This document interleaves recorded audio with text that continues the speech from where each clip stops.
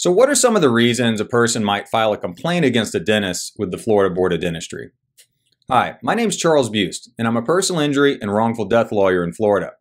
And today, we're going to be talking about when you might consider filing a complaint with the Florida Board of Dentistry against a dentist that harmed you.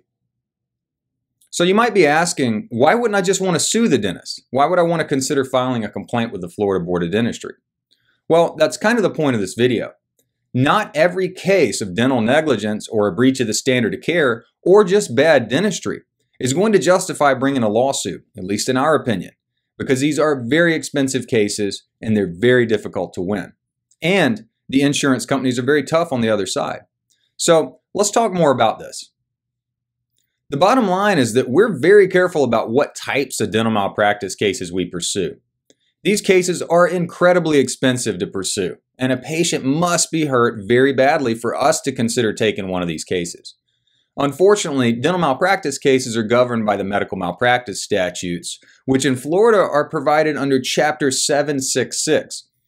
And this means that there are a lot of extra hurdles placed in front of an injured person that's seeking damages.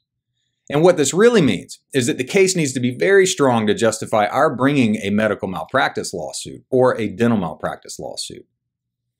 Now, typically, when you're talking about dental malpractice cases that we consider taking, we're looking for some specific types of injuries. First of all, we're looking for injuries to the inferior alveolar nerve. And this will usually manifest as numbness in the face, lips, and chin. Another nerve injury we're interested in is the lingual nerve injury. And this will usually manifest as a numb tongue.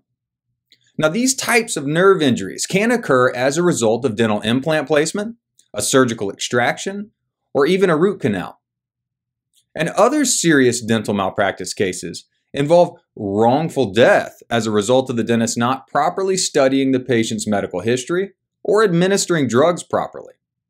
Now, although this is a really extremely serious type of case, it happens way more than it should. And as you can imagine, it can shake a family to its core. So what if the dentist breached the standard of care and caused the patient harm, but the victim can't get an attorney to move the case forward, right? It's not one of the type of cases the attorney will take. Well, unfortunately, this is a common occurrence. There's a lot of bad dentistry going on out there. However, an aggrieved patient may be able to seek some sort of redress by filing an administrative complaint with the Florida Board of Dentistry.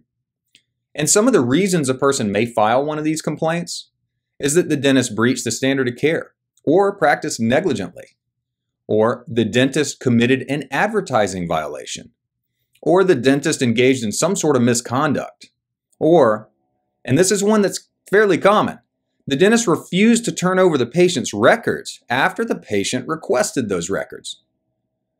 Now, one of the interesting points about filing a complaint with the Florida Board of Dentistry is that the statute of limitations is longer than with civil cases.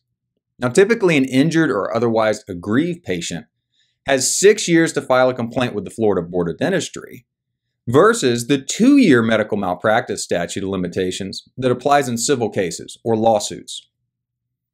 Now, if a dentist gets sued, the damages are monetary.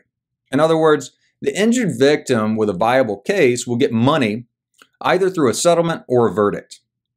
And in the context of the Florida Board of Dentistry, the penalty could include a number of things, including public reprimand, a fine, restriction of practice, forced remedial education, or license suspension or revocation.